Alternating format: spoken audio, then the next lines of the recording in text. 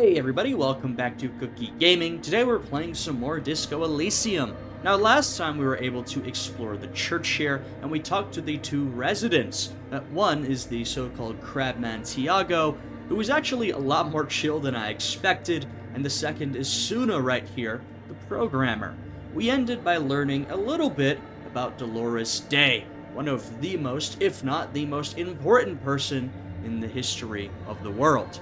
Right, so some pretty key stuff. Today, we'll see if we can actually manage to set up this club, though I don't like the other idea those knuckleheads we talked to had. Anyway, to start off, I see we have a thought that's popped up above our heads, so let's check this out.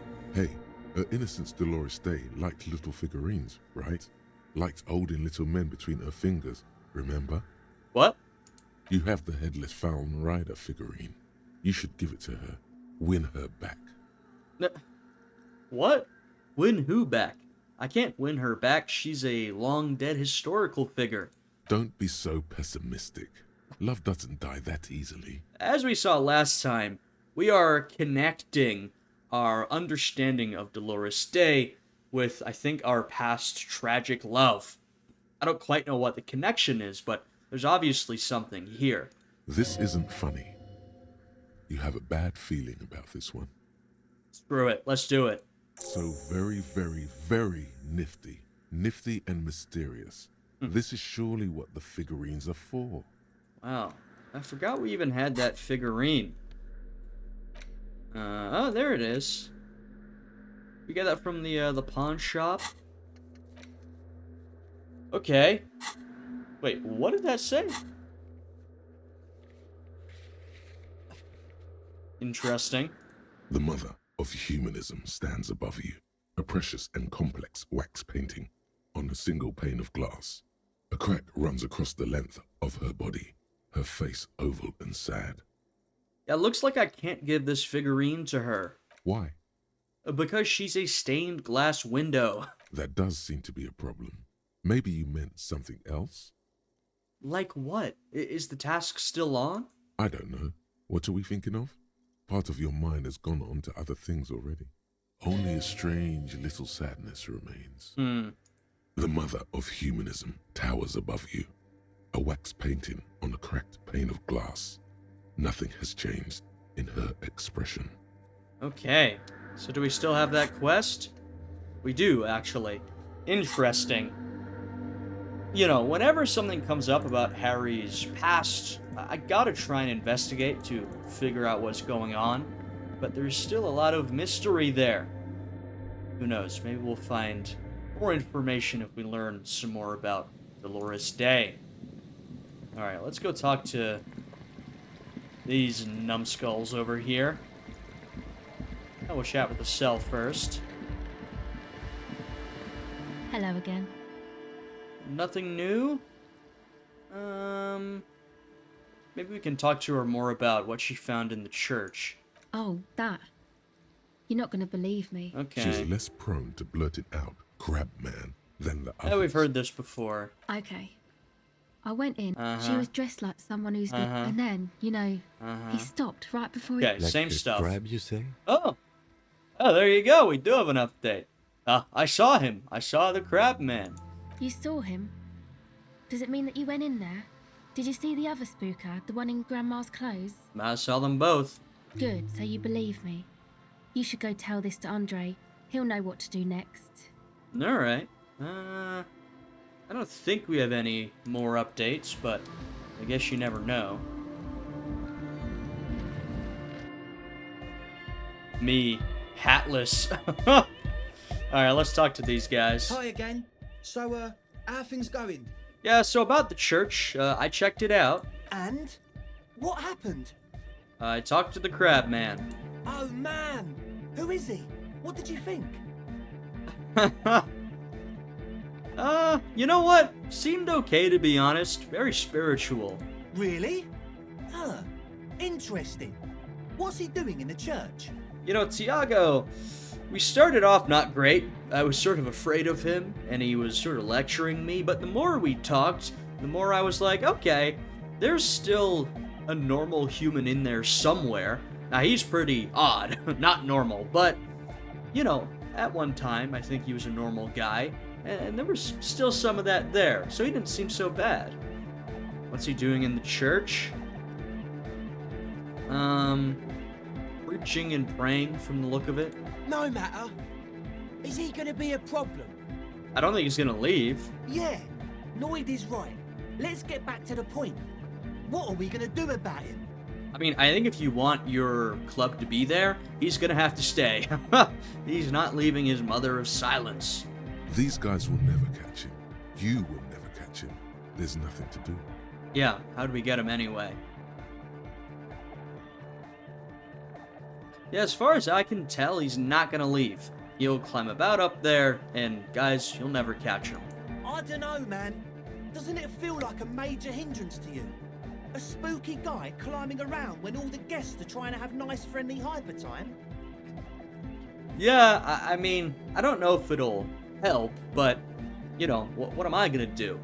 I'm not gonna go in there and evict the guy. First of all, I don't think I could. Second of all, he has frankly got just as good a reason for being there as you do.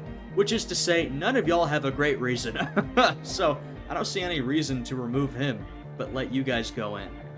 Look, you're just gonna have to live with the crab man.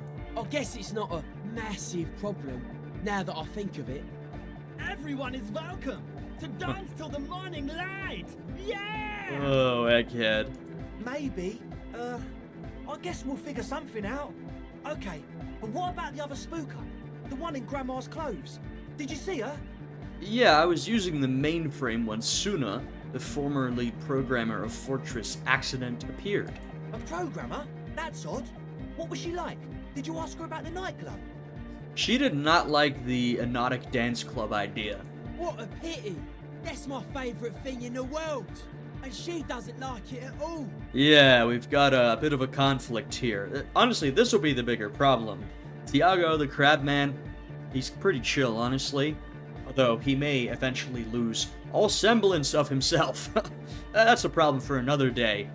Soona here? She's not on board with this. A shame.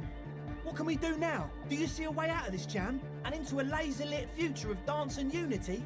Unity! Dance! She made it very clear that she won't leave until her own project is finished. And you can't just evict her? No. Yeah, no, I won't evict her. I like that. It's not I can't evict her, I won't evict her. Like I said, why should I tell her to leave and let you guys stay? No good reason. We're gonna have to come up with a different solution. Look at you, honor man. I guess we gotta try and help her finish her project? No, Noid. He's right. Maybe we've approached it the wrong way after all. I'm sure there's a workaround. We can make a deal not to bother her. If that's okay with her, we only want to get in the church and spread the joy and ecstasy of music. The lines in the dark exist. Coexist. At least Crabman seems like an advanced being. He's odd. He'll understand. An advanced being, eh? Yeah, he can do his climbing thing in the tower. And the programmer, does she like Nordic dance music? God, these guys are such idiots. Except Egghead, he has seen the truth at the heart of the universe. No, she absolutely does not. She really, truly despises it. Egghead cannot believe what she just said. It makes him pump the jam a little slower for a moment, but then he returns to the full swing of it. He cannot believe that someone could possibly not like Anotic dance music. No worries. We'll figure it out. If coexisting fails, you can always muscle her out, right? No. If it's all okay with you, what do you think? I've already told you I'm not gonna do that, so drop it. Perhaps if you dropped the drug lab, it might be easier to convince her? Oh man, but the drug lab was like an integral part of getting the club going. No, it's not. For me, it was my favourite part. Chemistry's great. Besides, imagine all the drugs we could do if we had our own drug lab. Look, I've got no issue with personal consumption. I mean, I'd say keep it away from Harry here, he's in recovery. Overall, no problem. But I am not letting y'all set up a drug lab here. I mean, Anodic music is great and all, but drugs, they make you feel really good. When did you last feel really, really good? I don't have time to feel good. I'm a very busy officer of the law. Pull out that stick, lawman. You'd absolutely love drugs. That's the problem. They'll make you feel transcendent. That's the problem. Harry here, he loves drugs too much. They've really wrecked his life. Yeah, no, I refuse to throw her out, but I can try convincing her. Excellent. Good luck, my friend. Great. Okay. Goodbye, officer. Well, I guess we're going right back in. Hey, Kim? Nah, I just don't want to evict her, man. Doesn't seem fair at all. Anything else from a cell? Hello again. No. Alright, let's go back in. I will say, I'm feeling a little bad that we're not focusing on, you know, the main mission that we have. Just because initially, I thought the church might have something to do with finding Ruby. It's become very clear that it doesn't. So, now I'm like, okay, I really am, I wouldn't say wasting, but using up a lot of time here. And we're on a time limit, you could say. So let's try and finish this up. Yes, what is it? Plus, we have got a lot more of this area to explore. We sort of, you know, have seen more of it than we've explored. We've essentially only seen the little village, and then gone up to this church. I think there's a lot more to see. Yeah, I'm not gonna say that. Look, what if you didn't have to leave? I talked to Andre. He wants to make it work. I don't want to make anything work.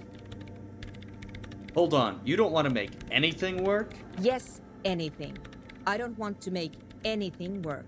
All right. Good. Oh. Well, would you look at that? That's an extremely high success rate.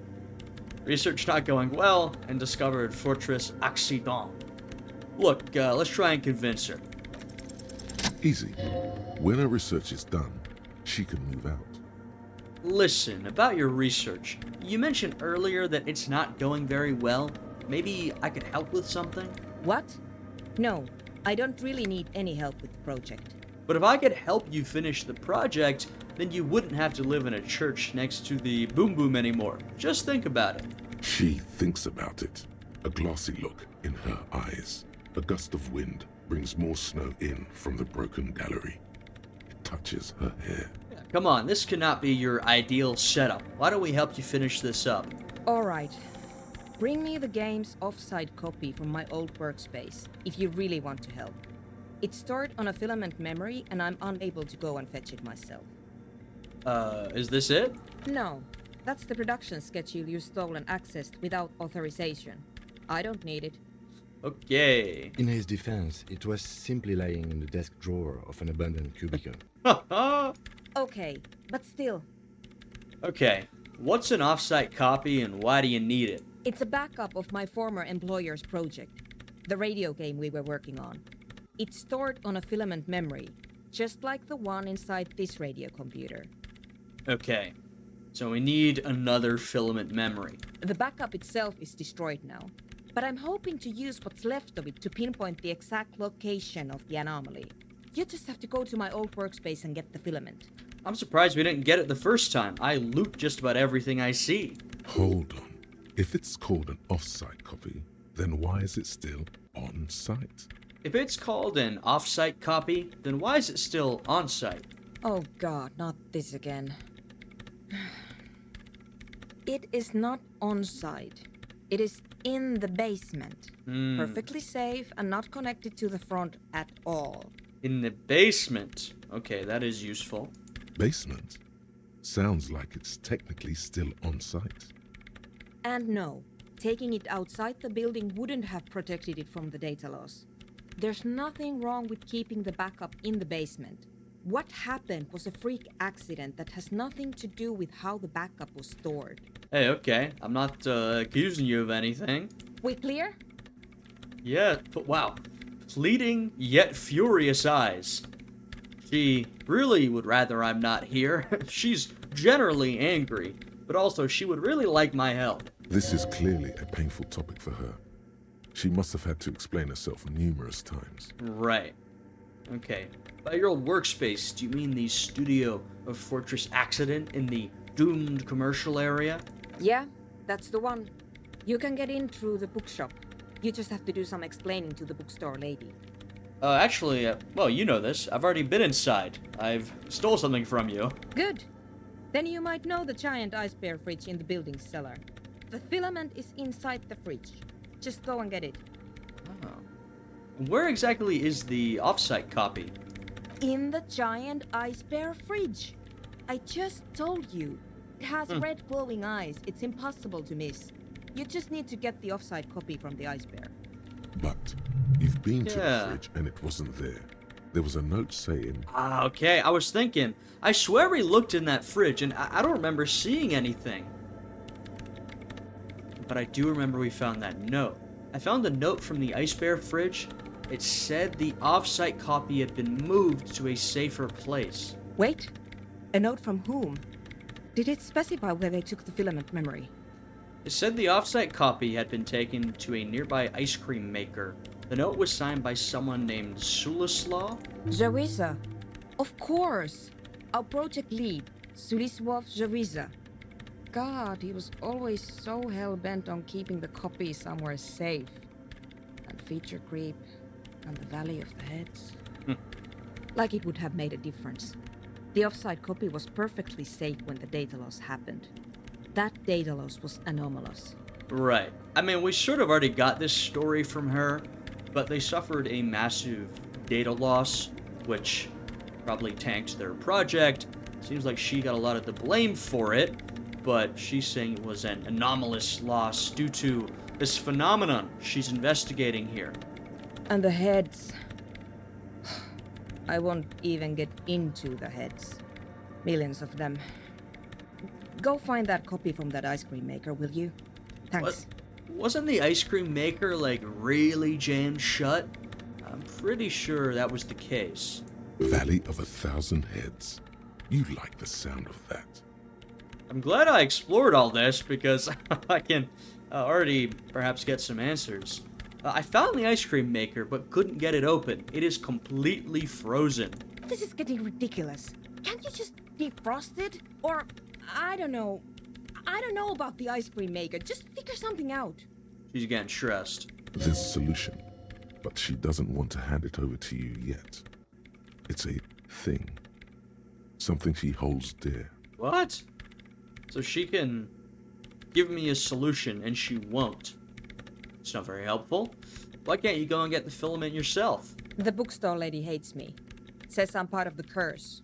Whatever that means. Wait, are you part of the curse? Of course not.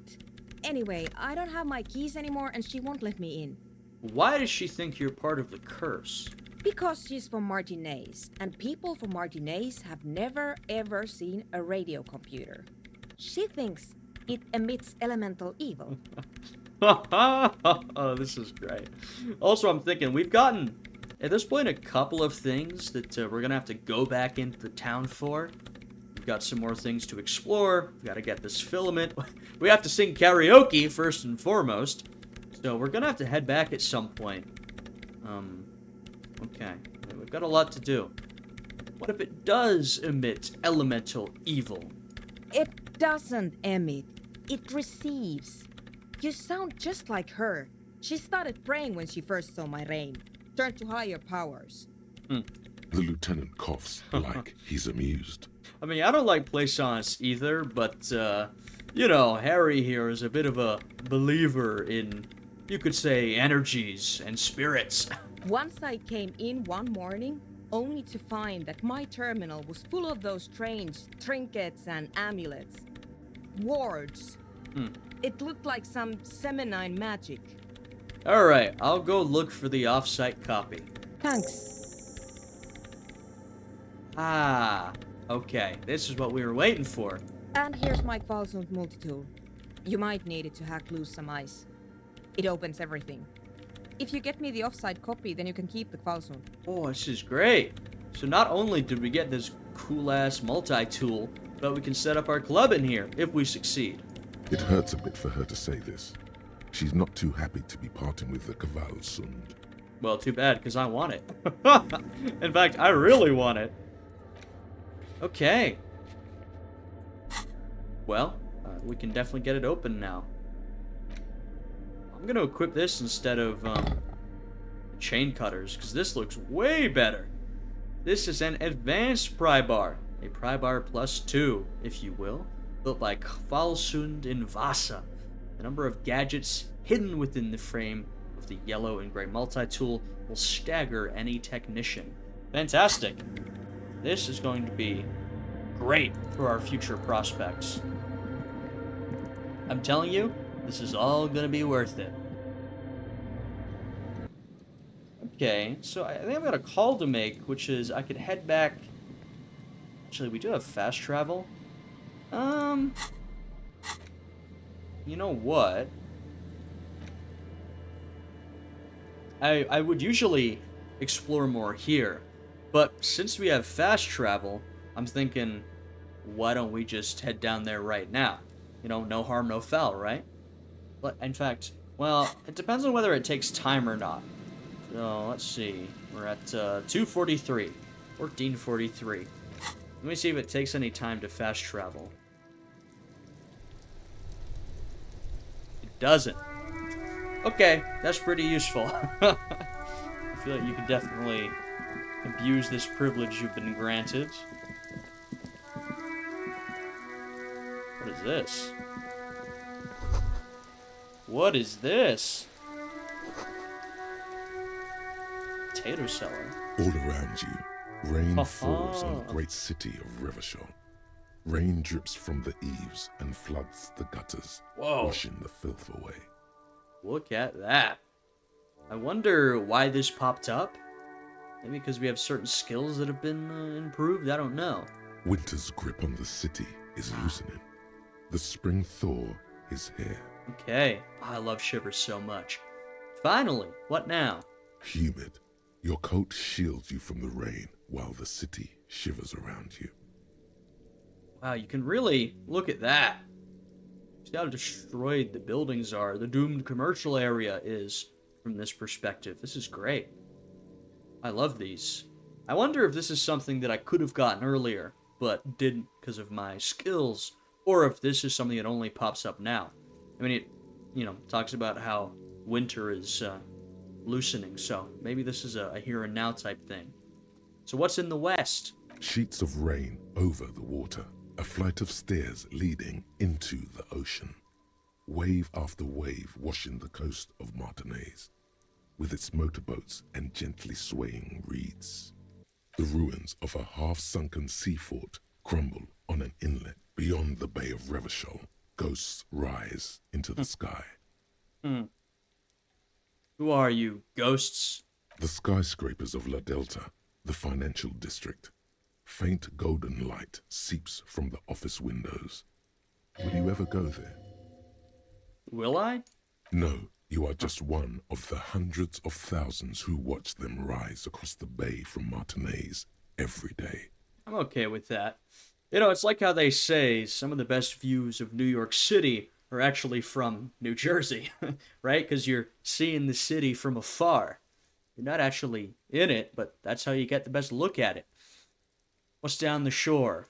Urban coastline, rain dripping off Eternite-covered roofs, cinder blocks left over from half-finished construction, a defunct research and development building, once seized by revolutionaries. An old wooden church stands on stilts above the water. And we know about that. Defunct research and development building. Yeah, there's still a lot of weird stuff we've got to go see down the coast. And beyond that? Coal City, end of all lines. Run your fingers through your dampened hair. Your hair is an oily mess flecked with ash from neighboring coal plants. Smokestacks rise somewhere in the distance. What's in the east? The great gates of the industrial harbour are locked. A chill runs down your back. You shudder like an animal trying to shake water from its hide. Shake your shoulders again. You shudder, looking down at your feet. Dirty rainwater runs veins into the plaza's snow. You realize you have no shoes on. What? Your feet are red with cold. Am I not wearing shoe? Wait, what? From the corner of his eye, the lieutenant gives your feet a worried glance. Rain drips from his glasses. I'm wearing shoes. What the hell's going on? I should probably do something about this. The lieutenant nods, then looks east. Did I take my shoes off to be more in touch with the city? That's a little weird. What's up there? Or what is there? Behind the gates, heaps of supply crates, red and blue metal shipping containers, slick with rain. The Greater Revachol Industrial Harbor is an artificial mountain range. Immense wealth resides within, and immeasurable poverty in its shadow. And beyond that? La Drusienne, King Dries passenger harbor. Cruise ships flanked by dock arms. Cranes watching over the mouth of the river distributary. What's across the distributary? Couronne, the lower middle class. Distributary after distributary cuts the city blocks in half. 7-story buildings trail off into the rain. And what is beyond the Couronne? A silvery curtain of rain over the houses. The class divide. Right. You have never been there.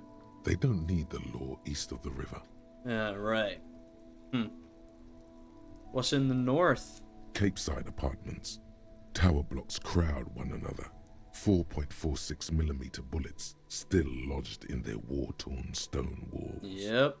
Hallways collapse from the mortar hits of a war that was lost long ago. Clotheslines go to waste in the rain. Radios play. The news at noon. And closer to here. A yard. Rain falls onto the roof of a woodshed. The lingering odor of decomposition mixes with that of damp soil. What's in the south? A traffic jam. Rain thrumming on the roofs of motor vehicles. Inside, drivers watch water streaming down their windshields. The statue of a king shudders. He too is cold. The canal bridge has been raised. It's interesting. I mean, of course it's interesting to hear about what's going on beyond what we can see. I always really enjoy that. But it's also interesting to hear described what we've seen, right? Just to go back over everything we've witnessed, to get this sort of more literary description that goes along with the visuals we've been seeing the entire game. So what's on the other side of the canal bridge? The road ascends. A raised motorway loops above the ghetto. Beneath its concrete columns, a sea of rooftops, woodwork, and tar stretches northward. 4-story buildings as far as the rain can fall. The snows melt in Jamrock. Hey, Jamrock! Well, our question is, what is Jamrock? Though we know at this point. Revachol is the capital of the world. Jamrock is the capital of Revachol. Droplets form on your eyelashes. It's home. Yep. Well, that's a hilarious reference. That just caught my eye. It's home. I was gonna say, Jamrock is where we'll go after all this is over, if we make it. I mean, I don't know how all this is gonna end. I'm hoping things end well for old Harry. I can't guarantee anything, but presumably, Jamrock is where we'll go back to. God, where the hood at? Have a brother in the cut. Where the hood at? Thank you, the spirit of Revachol, for engaging with my buffoonery. Why am I not there? To be in Martinez, where no one goes, at the runoff point of a long-forgotten canal, in the whitest part of town, in the shadow of the day the revolution failed.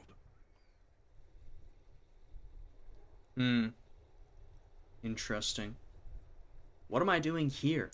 Standing in the rain, looking north, where Jamrock Rock City stretches inland. Shudder. Look further.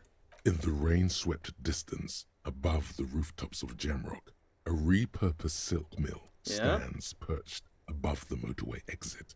Precinct 41 hunches in the rain. Yeah, we heard some of this stuff from a very similar Shivers check that we did down the coast. Your vision blurs. You wipe your face with your hand. The rain stings your eyes, making you look up and blink. What's above? Coalition aerostatics hang like apparitions under the cloud cover. Way up there, where rain forms, rotors flutter silently. Wow. Your sight clears. Interesting.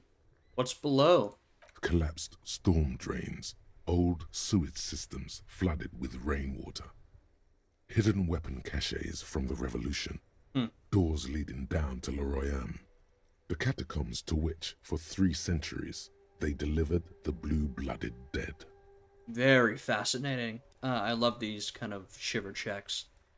Motherfucker. This rain will not let up anytime soon. At least we are dressed for it.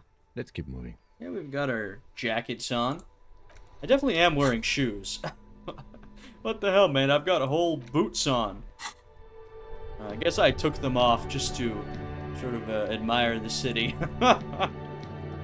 It seems like the kind of thing I might do.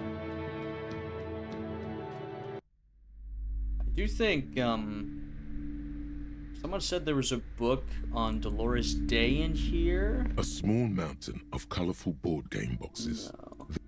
I don't remember where it was. These were the comics, right? The display rack is brimming with warm. Yeah. Do you want to see if I can pick up that book? Shelves filled to the brim with crime. Nope. What's this?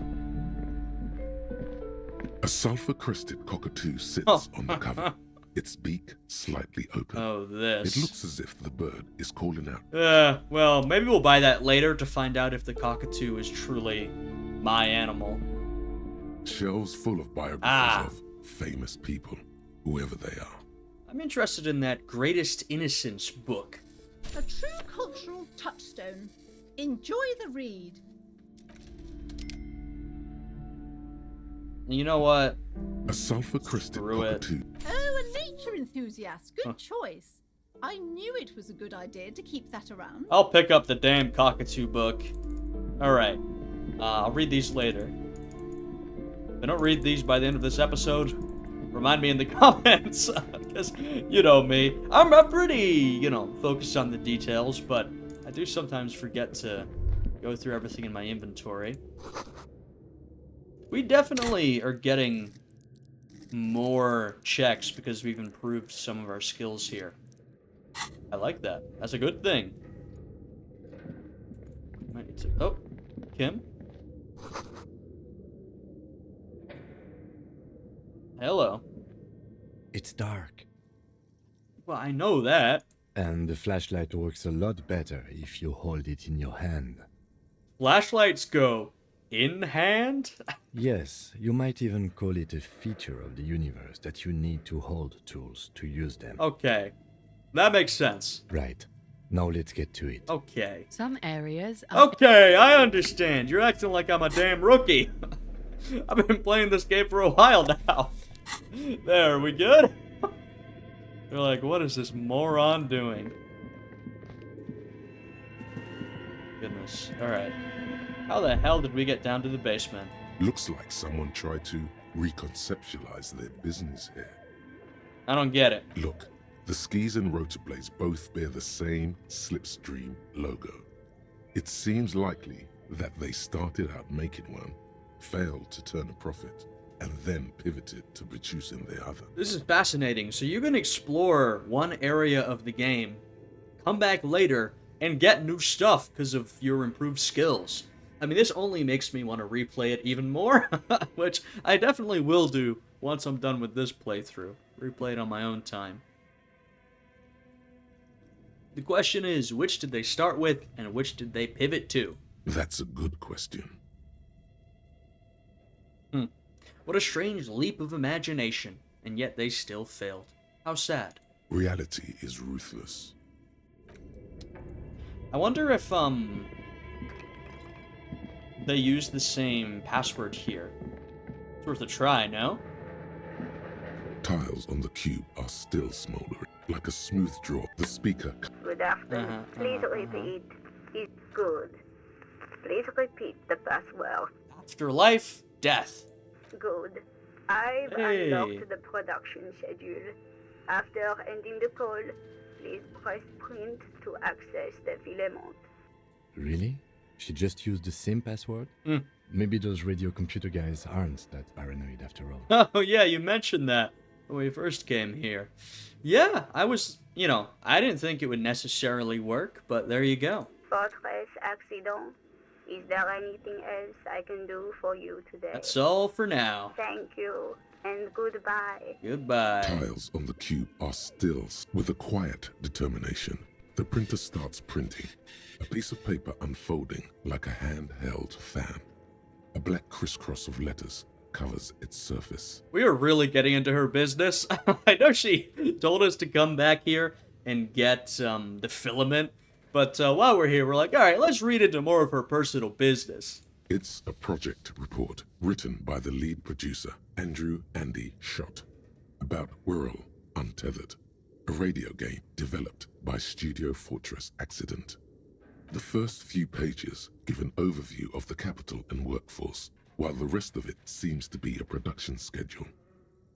Read about the workforce, who worked there, how long. Fortress Accident employed 18 people. Okay. The bulk of the team composed of writers and concept artists. There were also radio programmers, sound engineers, a CEO, 2 marketing experts. I wonder how much the Disco Elysium devs were basing this on their own studio. I don't know. It seems like a bit of a self-insert. 18 people, so, you wouldn't call that a big studio, but that's like, I don't know what you'd call it. Maybe small, mid-sized. 18 people's a fair-sized number. And a single overburdened producer who developed a habit of popping Pyrrolidon in the basement to escape his obligations. Yikes. Why did Fortress Accident have so many concept artists? That's true. Wait, why did a radio game need so many artists? It didn't. It didn't need so many concept artists? No, definitely not. A few more producers could have come in handy though, especially when dealing with writers, some of whom routinely skipped work because of mental health issues and extremely unprofessional sleep schedules. Typical gamer shit. Okay, so this was not the most professional operation of all time. One of them even managed to steal some valuable company property before skipping town for good. Wow. Read about capital. I want to know about money. As a hardcore communist, Harry here needs to understand capital in order to defeat it. In its short time of existence, Fortress Accident SCA managed to burn through truly insane amounts of money. Really? The first tranche of seed financing brought in 150,000 Riyal. Damn. But then came the delays. God damn. Eventually, the damage reached 400,000 Riyal, with only half of the game finished. 400 grand. And I'm pretty sure the Real here is quite a bit more valuable than, say, the dollar is in the real world. We're talking about a valuable currency, and they spent 400 grand, only half the game. God, where did they get all this money? Let's just say it was a real adventure for their Igaunian investor. Let's look through the production schedule. The production schedule depicts their glorious descent into bankruptcy. Because of the concept artists? Not the concept artists. It wasn't even the writers, with their panic attacks and 3-hour lunches. 3-hour lunches? What the hell? It was impossible not to fail. The project was too large, and no amount of money could satiate the ever-expanding ambitions of the development Yeah, team. that's tough. One of the things about an indie game studio is that it sort of forces you to scale in the scope of your game, which can often lead to more creativity. You've got limited resources. You have to do a lot with what you have. But this is one of those studios that did not know how to measure the resources they had and just went way over the line. They tried to make a 4 million Real game with 400,000 in their bank account. Right. They thought they could bridge the gap with pure willpower and imagination. They couldn't. I don't think I could have either. So they were done in by their own ambition. No. Even then, success remained within an ever-narrowing margin of possibility that, despite everything, never entirely disappeared. That is, until they discovered the Valley of the Heads. The what? At the 11th hour, the lead designer, Jimsk-born Suliswaf Jalisa, decided that what Wirral Untethered needed was a secret mystical location at the extreme edge of the map. Yes, Soona mentioned the Valley of the Heads, and of course we heard about Sulisla in that note. This place was to be the Valley of the Heads, where the heads of all the headless constructs could be found. The player would have been able to choose a head for their headless party member, and each head would have been voiced on air by a professional actor. Oh, Jesus. Okay, yeah, that would take an incredible amount of budget. This is the real question. How many heads were there? So many. The last count, there were approximately 10,000 heads for 10,000 headless men. What? All of which could be endlessly recombined. What the hell? How many combinations could you make out of that? Do you really want to know? There seems to be a calculation here, but it may take a while. Yeah, how bad could it be? Holy. Oh no. I've crashed Harry's brain. Jesus Christ. Yeah, no wonder this project didn't work out. Oh no! Okay. Uh-oh.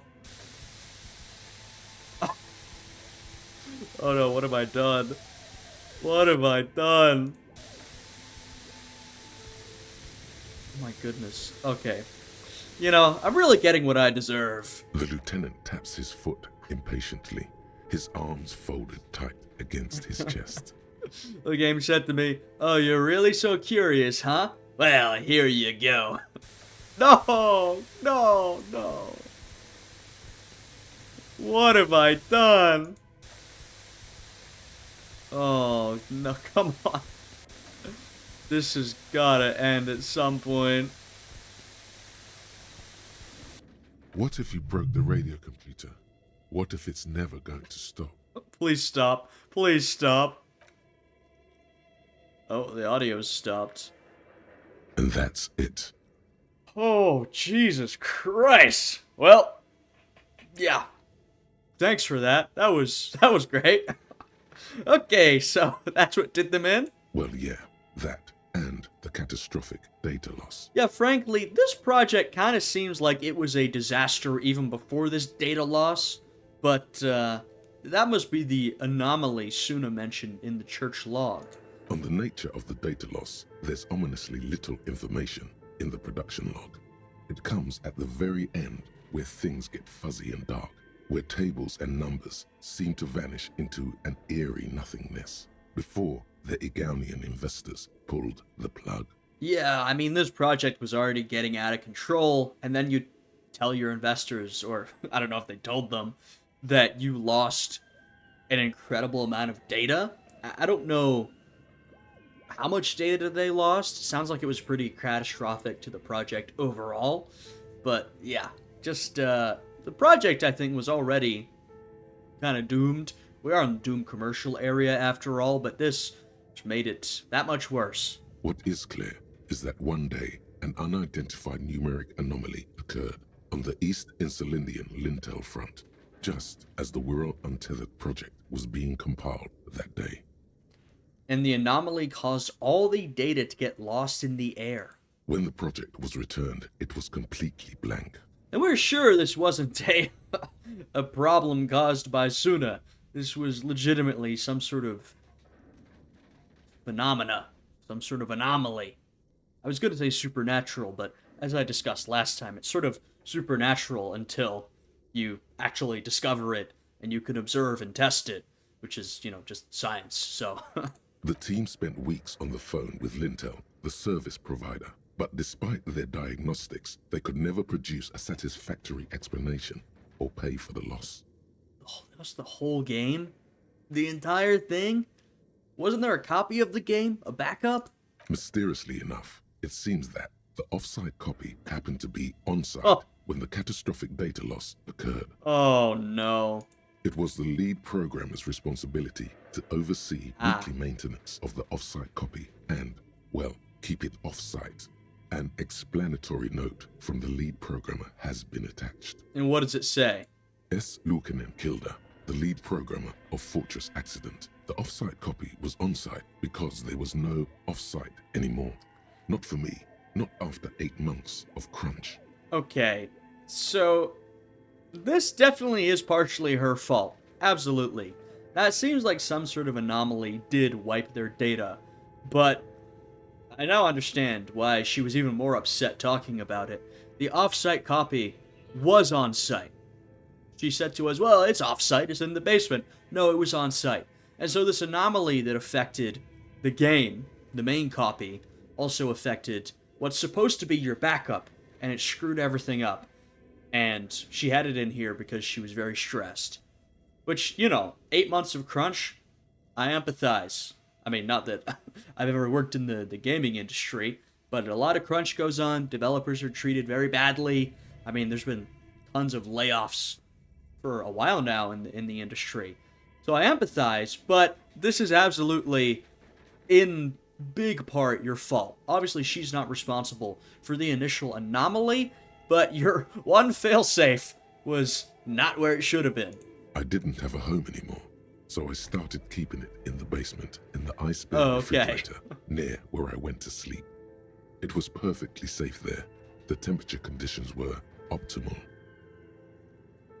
Well, when I first heard that, I was like, oh, I feel bad. But then, yeah, it's not very convincing, is it?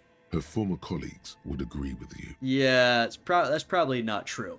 That's probably an excuse she made up. So is there anything else from this lead programmer? The production schedule ends with a few random notes that seem to be added sometime later.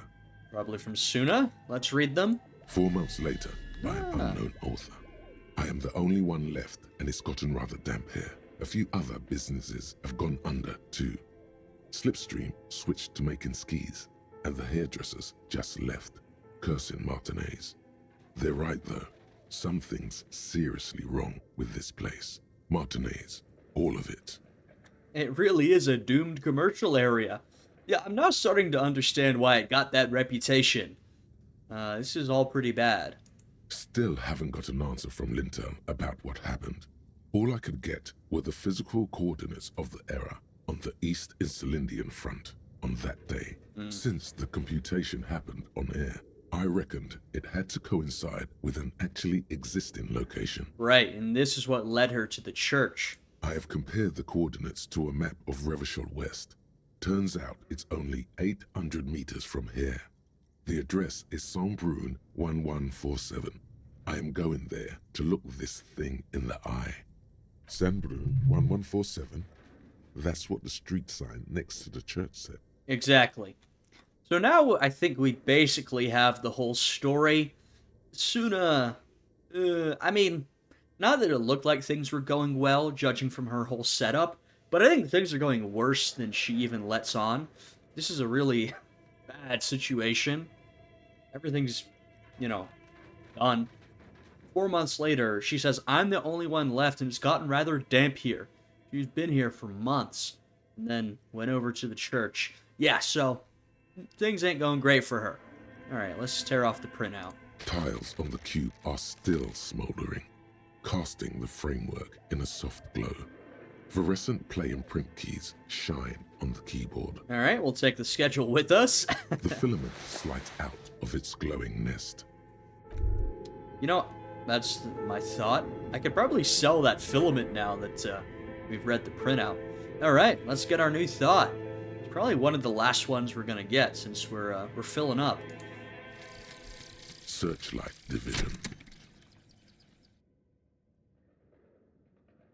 You've sharpened your senses by being on the lookout for missing persons. Now you notice more of what's happening around you. Perhaps, when you're done with this case, you can join the Searchlight Division of the RCM. and find every Reversolian that's ever gone missing without a trace. There is undoubtedly a backlog of such cases, because you never know. A missing person could be just around the edge, barely out of sight. Great, now we're a real expert at finding missing people, which is something I've been interested in throughout this game. And now maybe we've got a new job path ahead of us, if they let us back. Oh, wow! Oh, our perception is gotta be insane now. What's our perception? I think we've got two more slots. That's it. What's our perception at? Holy moly. It is 8. God damn. We've got a +1 bonus from something we're wearing. I thought we have put no points into perception, and it's our highest skill. That shows you the value of thoughts. In fact, we've had a lot of skill bonuses from thoughts. Alright, we have those 2 books. I need to remember to use those. What is giving us... Oh, the boots. Yeah, well, my other shoes really aren't doing much for me. Wow. How about that? Alright, and we didn't even look at it, but... Yeah, hey, if we need money, this is where we're gonna get it from. I don't think I'll need this again. And there's definitely some things we could buy with money, I think. Alright. Back down into the basement. Good old ice bear fridge. The bear's eyes are still glowing red. Yep. Alright. So is this what we're looking for? A thick layer of coal dust covers the chimney. furnace, coloring it pitch black. Yeah, remember what we had down here. Oh, this is a high check. I remember we came over here, we smeared ourselves with coal, and we kicked it and hurt ourselves. Here, let's yell hello into the furnace, because I know Plaisance was worried about a malignant entity. Hello? Something breaks loose in you. A mighty bellow echoes throughout the chimney's depths. The chatter of tiny voices above suddenly cease. Then... Hello? Ah, are you the entity? You've awakened the entity.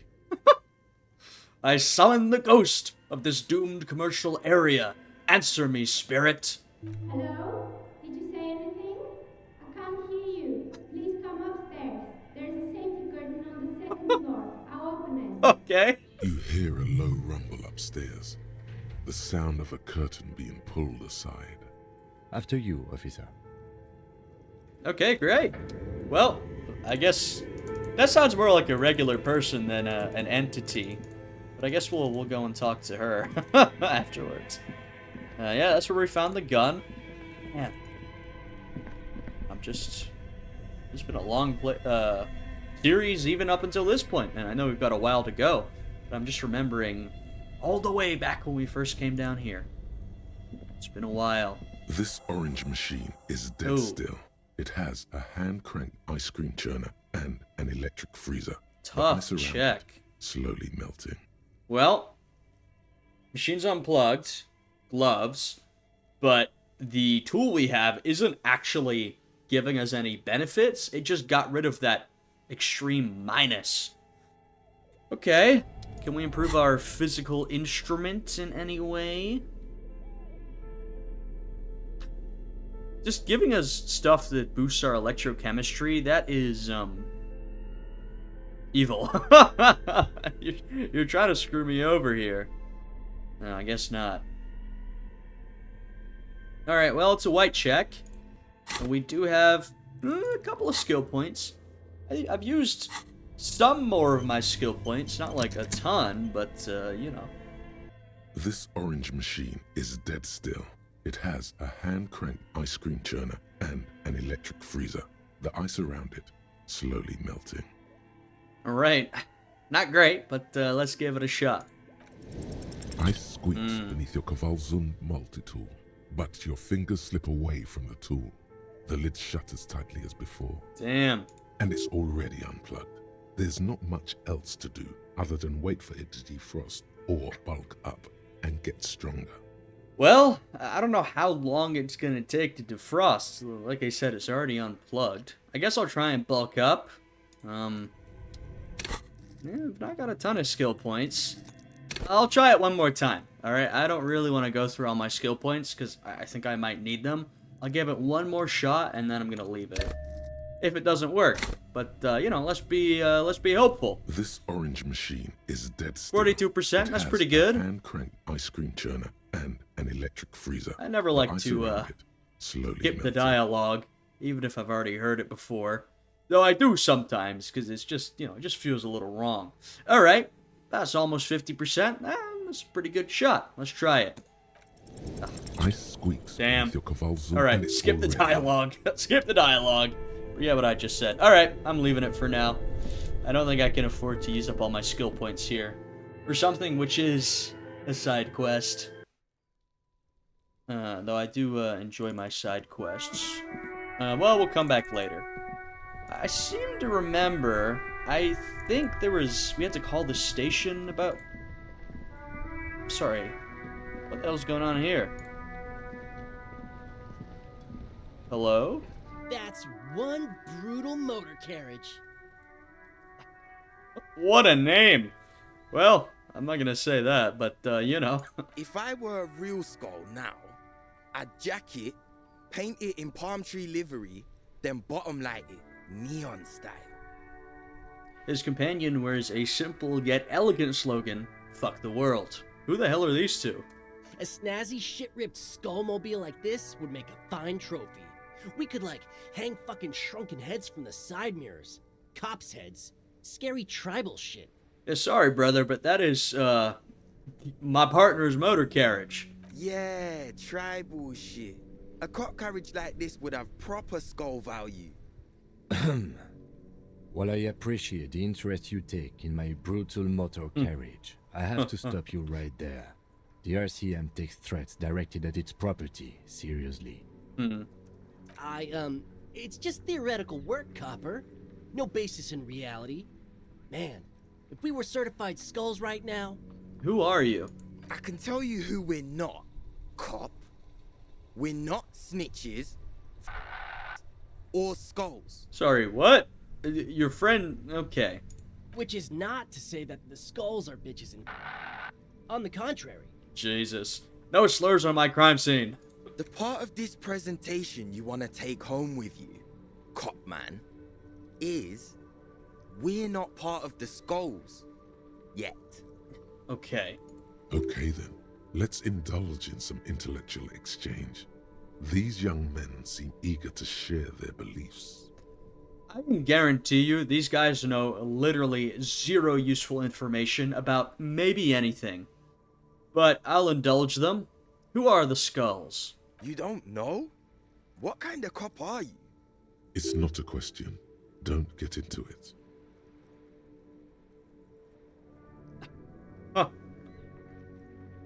Huh. No, I really don't.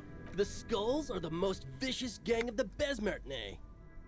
Besmetine, or the Besmeti, the Immortals, are West Riversholian crime syndicates. Right, I think we heard about them at some point. The nastiest bunch of psychos ever.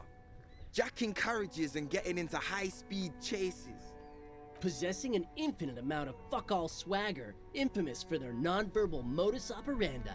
Non-verbal? If a skull spots you, he will pull out his dagger and stab you without saying a word. Ah, how pleasant. The lieutenant's voice is as calm as usual, a testament to the violence and death he's witnessed through the sight of his firearm. Still got my damn flashlight out. They usually occupy the burnt-out quarter in Jamrock, or you can find them loitering around the brightly painted bottom-lighted vehicles. I can't wait to become a skull. Bottom lights are wretched aggressive. These guys are so British, bro. You know anything about the murder that took place here? Murder? A man was hanged in the backyard of the Whirling in Rags. Yeah, sure. We'll gladly tell you everything we know about it. Okay. It was a man. Yeah, this is useless. Also, he was hanged. Anything else? He was hanged from a tree. Okay. Yeah, I mean, Duh. These punks don't know anything. Let's just move along. Why'd I even ask? Hey, stop right there. How does one know anything?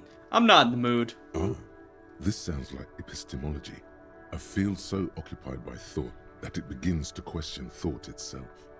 I'm not gonna entertain you with this any longer. Sure. Understandable. Fucking I appreciate your effort, though. Okay. That's his name? You know what happened to the victim's armor? Nope. But Cindy does. God damn it. Don't tell him that. Skulls don't tattle, man. Cindy wouldn't. You mean Cindy the Skull?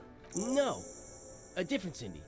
From out of town. Okay. She doesn't know shit about armored gloves, that's for sure. So we gotta ask about Cindy. He did mean Cindy the Skull.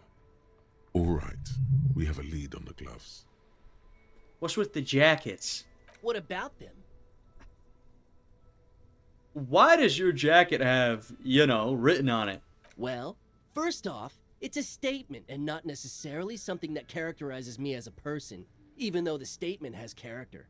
And I do like piss. Okay, bro. The word piss epitomizes the struggle taking place in the world.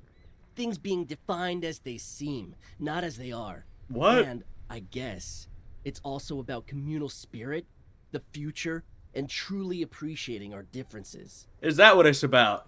Also, you've got to admit, it catches the eye. And since the Grand Piper is slowly but steadily moving towards basing the economy on it, attention, it is imperative that the medium itself convey the message. What?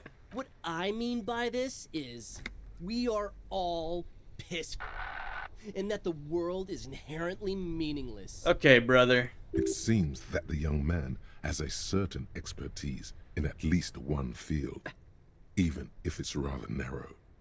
Why do you have "fuck the world" written on your jacket? That one is a little more clear to me. Like I said before, many men keep searching for the one, for so-called true love, which is actually just obsession masquerading as kinship. The thrill of the chase, the hollowness that fills your chest cavity after catching it. Uh-oh. To catch a fish, you'll need to hurl the lure many times, and even then it isn't certain that you'll get anything. If you blow up the lake, though, blow it up, you get more fish in a shorter time. And, for time is of the essence and fleeting ever so quickly, one must think of a way to fuck the whole world and not get caught up in fucking someone. Okay. Because when one fucks everything, he fucks nothing. And that, to me, feels glorious. Uh-huh. Sticking your dick into the void. Wow. Hate to admit it, but in a weird way, he's got a point. Rhetoric, what are you doing? Is it a coincidence that here we have two badass jackets and two badass cops? Hey, Kim. Yes? I don't want either of those jackets. What do you think about their jackets? Leather jackets adorned with immature writing? The ideology they convey helps the boys justify poor choices in life and fashion. I'm not a fan. Why are you all so patronizing when cool possibilities cross our path? What are you implying? We should get these jackets. For what? What do people do with jackets? They wear them. The concept of getting dressed is familiar to me, but wearing jackets like these isn't appropriate for an RCM officer, unless he's deep undercover. But in theory, Kim, if we were to confiscate these jackets, which one would you wear? Neither. Come on, Kim, it's just a mental exercise. Fine, if only to end this discussion. Theoretically, if I were a juvenile delinquent, if I were to already be down that path, I think peace is the stronger of the two statements. Okay, that works for me. I feel like I'm more a fuck the world kind of guy. Seems about right, especially considering your heroic exit attempts. Oh. That's an origin story for a dynamic duo right there. Oh, man. So are we done here? Or you don't need us around for your secret whisper party, do you? There's a red check as well, so I only got one shot. Well, I'll Can I come back and hit this check? I don't know. I'll leave them for now. Yeah, they're still here. Well, maybe one day I'll improve my light a lot. And, you know, try and get them damn jackets. Inside, you see a set of steering levers, a radio microphone, a pull-out toolbox, and the soft glow of the fuel preheater. This is Precinct 57. How may I assist you? Yeah, did you find out more about the owner of the armored boots? Yes. It took some convincing, but I got the mercenary's name and a few biographical details. Are you ready? Yes, I am. The lieutenant leans in to listen, notebook in hand. Shoot. That suit of armor was issued to an Oranese citizen named Ellis Cortenaer. Ooh. That's E-L-L-I. Cordy. K-O-R-T-E-N-A-E-R. Exact date of birth, unknown. He was signed into the Lelystad County Neonatal Care Unit on 28th of February, 09. Neonatal Care Unit? He was found as a newborn in a leaf compactor near an abandoned farm. Jesus. He spent 4 months in the neonatal unit, survived apparently, and was assigned to a foster family at 2. Okay, so another guy who's maybe had a a rough background. According to Klasia, Lele said his real name wasn't really his. Perhaps that's because he was fostered. Never mind. Sorry, Right. I thought we were talking about one of the other guys for a moment, but of course this was Lely's armor. But wait a minute. What confused me, maybe I'm forgetting something. I could have sworn another one of the guys was called Cordy or something? Maybe not? And I just thought of that when I saw the last name Cordoner. I don't know. Maybe there's... I guess we'll see. This is what the ICP knows about him. He was raised by foster parents, entered the Eastbrand Military Academy in Vredefort at 17, then served in the Oranese forces till he was honorably discharged in 41, just a year before the Seminese conflict. Then the armor followed him to Seminine, or at least I assume it did. And that's it. There are no records of his employment in Crenel, or any of its other incarnations, or him even entering Revachol. Okay. Interesting. Well, we got some information that did sort of connect to what we already know. Also some info about his birth, I guess. Wait, he was found in a leaf compactor? It's a garden tool used to press leaves into these cubes. It's a detail the hospital had, the only detail in these files. So I thought it would be good for you to know. Oh, it is. It is. Thank you, Alice. It absolutely is, Alice. Any information on his foster parents? None, officer. Sorry. So all we have to connect him to Crenel is the armor. Even that is a small miracle.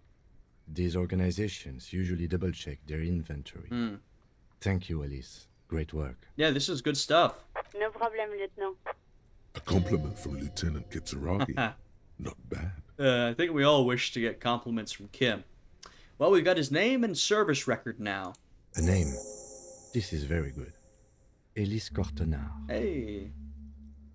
This means something to him. To know that name. Like naming a case. It's important. Ellis Cortenaer.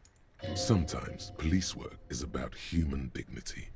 About giving back names to anonymous victims. Yeah. I'm glad we have his name. He seems to have been a bad guy generally, but, I mean, he obviously had a tough upbringing, was preyed on by his own government. Now, I'm not saying that excuses his behavior, it certainly doesn't, but he was a human being, you know what I mean? It was a real person who was shot, shot in the head, and we're trying to find out what happened, because... we want to discover the mystery of this murder. We want to try to bring someone to justice, but also we want to stop horrific violence from happening, right? So there's multiple things here. I'm glad the inquiry was helpful to your investigation, officer. Did you have any other questions? Did we have anything to talk to the 41st about? Let me see. Just a moment, officer. 10-4, come in, officer. Over.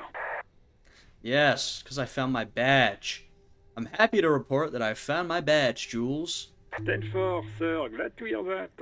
I'll write down that there is no need to issue a new one to you then. Over. That's got to be a point in my favor, right? I don't really want to tell them that I've lost my gun, so we'll end this call.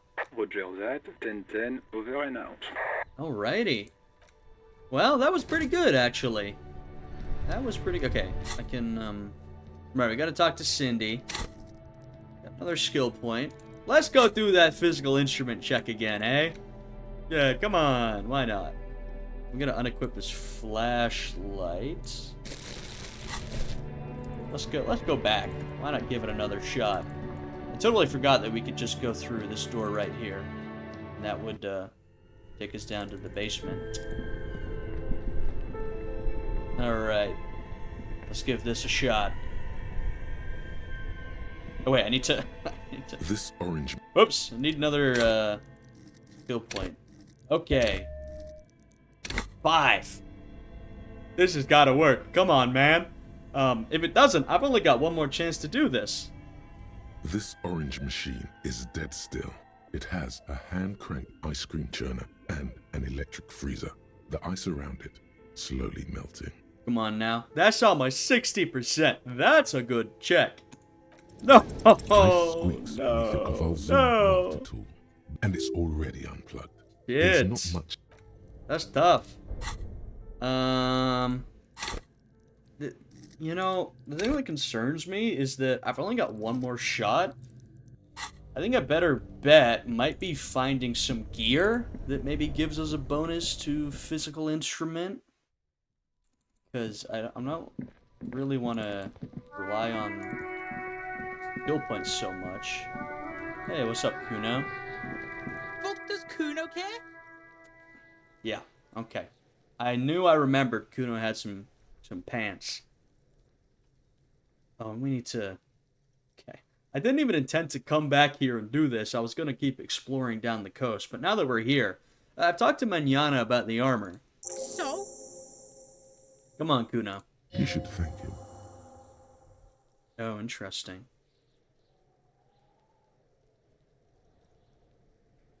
Nothing. The tip really paid off. Good job, Kuno.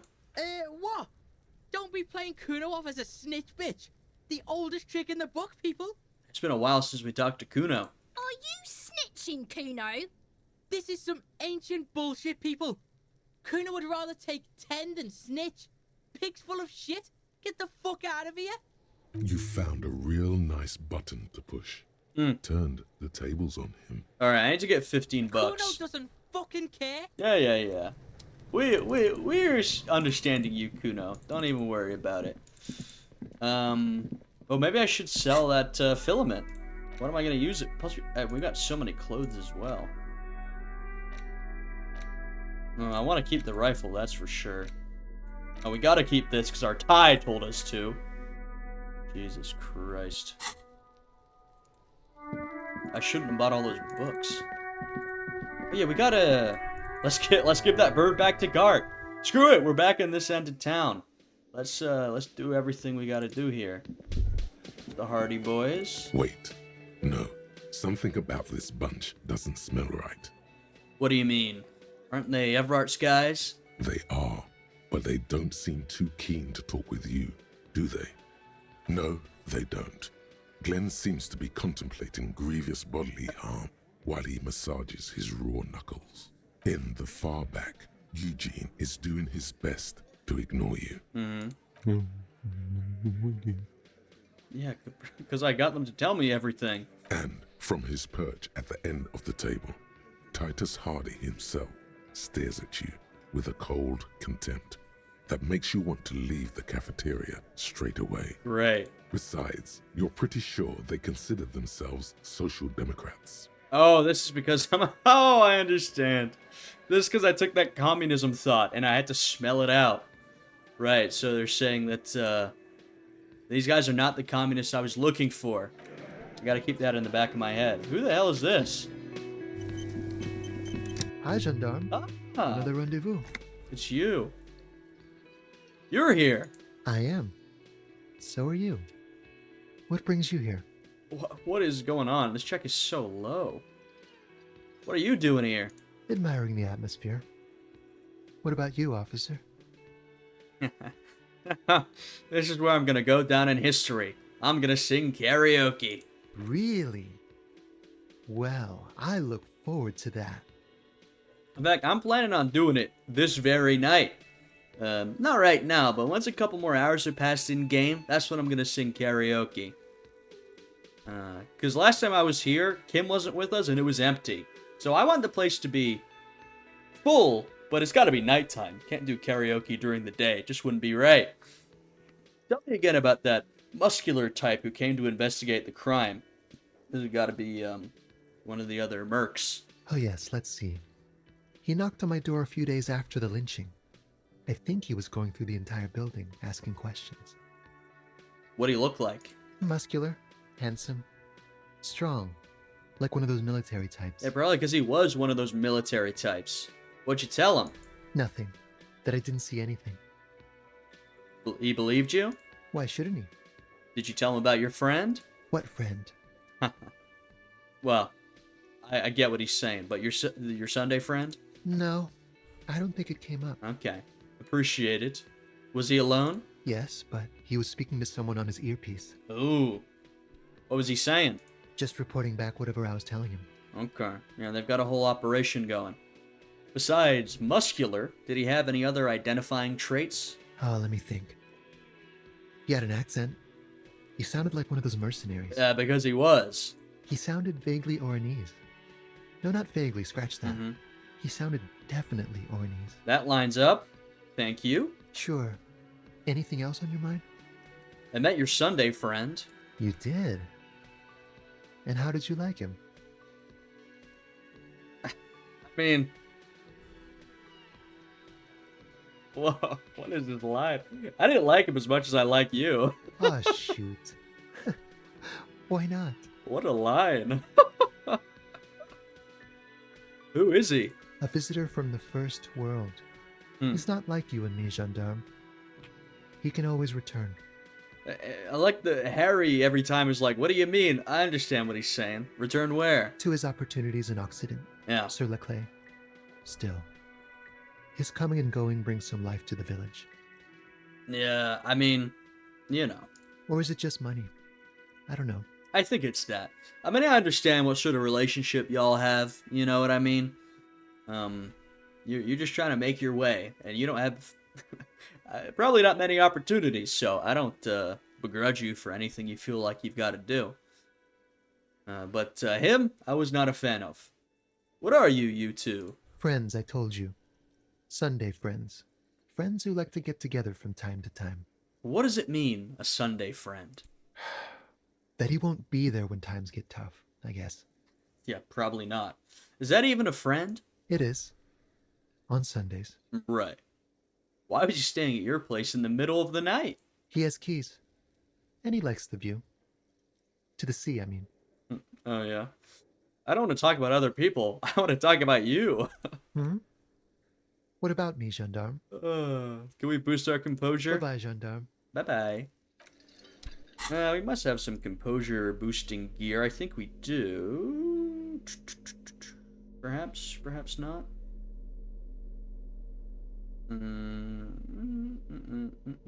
Oh yeah, our shoes. Yeah, they mess up our savoir-faire, but they do boost our composure.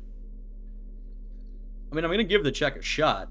It's a white check. I can retry it. Hi again, gendarme. What is it about the way that he carries himself? It's the sports. He's a sports guy. All about that physical prowess and athletic skill. Yeah, I don't think Nothing so. else here. I don't think it's that. gendarme. Alright. Let me put my damn boots back on. Here we have Jean and Judith. Who I'm sure... Are they gonna be here to see me sing karaoke? Oh, God. Oh, man. Can I help you? Garte, I found a new bird for the whirling. What is this thing? It's no biggie. I just thought it would look nice on the wall. I'm that kind of cop. What, the interior decorating kind? You know, I'm sorry. This is actually a nice bird. A competent piece of taxidermy. Hey, very welcome. I can fix it to the plaque and have a new bird in the establishment, I guess. So, I don't know. Thank you. I'm gonna go with thank you. Yeah, I'm trying to make up for everything I've done. People just don't know how to accept gifts, especially taxidermy. He likes it. He likes the bird. It solves his broken bird problem. Hey, all I'm gonna say is I could have sold that bird to buy those pants from Kuno, and you know what? I didn't. I brought it right here. So, you know. I feel good about our work here today. It's all about the little things, like bringing people random stuffed animals. I think it is. It's not actually about that, but he liked it. All right. Now we'll leave the karaoke for later. Fantastic. And we got another skill point. Look at that. Like I said, I have the skill points, but I've only got one more to put in. So I'm gonna get those pants to boost, you know, my physical instrument before I try again. I just want to make sure that I actually succeed on this check, you know what I mean?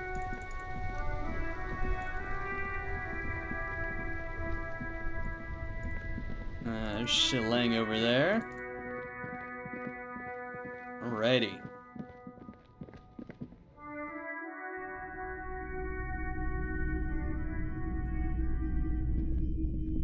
Hello, hello. Let me know if I can help you with anything. Hello, hello. Sure. Let me have a look. Can I sell my clothes? I'm not purchasing any more clothing at the moment. Okay. And especially that tie. It swallows photons around it. I have no need for necrotic objects. Necrotic? Your mother is a necrotic object! Hey, relax! I'm fun! Look at me sparking in the light of the projector! You are pretty horrific, but I wouldn't sell you anyway. Alright. Anything else you're thinking of selling? Don't want to sell. Ooh. God, this gets me so much money. I'm just a little concerned. I'm so paranoid that I could need any of these things. What do I think I'll need? Let's sell the fuel canister right now. Yeah. And then, if I need more money, I can sell the filament. Alright. Another time, perhaps. Because that'll get me 50 big ones. I mean, that's a lot of money, you know what I mean? I just don't need that much money right now. Plus, I don't think I'm gonna need a fuel canister necessarily, but I could imagine myself needing a filament, basically. We're doing more computery stuff. Alright. Oh, wrong button. Wrong button. Oh my god, what am I doing? Guys, I'm not thinking properly. I'm tired. Gotta go back to damn Kuno, get the pants. Plushy's up there again, by the way. Giles, I want to buy some pants from you. Does Kuno care? Here we go. Here, pig. We're fun now. Performance buddies. Kuno can already see you soaring through the air like a fucking eagle. Pig's in Kuno's debt now. Money debt? What? Money debt doesn't mean anything. He's just saying words. You're not in his debt. I'm not in your debt. I just bought these. Kuno doesn't fucking care. Okay, Kuno. With real money. Now these are something. Entry-level Fallen modular track pants. Meant to get the urban athletes started down the Fallen path. Labels say hydrophobic 100%, Simon Tech, and Fallen Morova Lab, creating an air of pseudo-scientific mystery around these pants. They feel rubbery and futuristic to the touch. I've been looking for a new pair of pants this whole time because my current pants suck. They minus my savoir-faire, which is bad, and boost my electrochemistry, which is bad. These will boost my savoir-faire, great, and my physical instrument. Bam. Well, they're kind of, I think I can get a better look at them if I take off my jacket for a moment. Oh yeah, there you go. Great. We're an old man, middle-aged man, wearing a tank top, track pants, a police cloak, and some cavalry boots, along, of course, with a necktie and some gardening gloves. We are psychotic. We are legitimately a psycho. Yeah, I'd say we're pretty fashionable, you know? We've really got a sense for fashion, you know what I mean? Alright, I think I'm gonna have to put another point in to do this, right? This orange machine. Alright. This is my last shot. Oh, well, unless I can boost it some other way. I guess once it melts, but I want to do it now. 7. That is 7 physical instruments. This orange machine is dead 83%. still. It has a hand-cranked ice cream churner and an electric freezer. The ice around it slowly melting.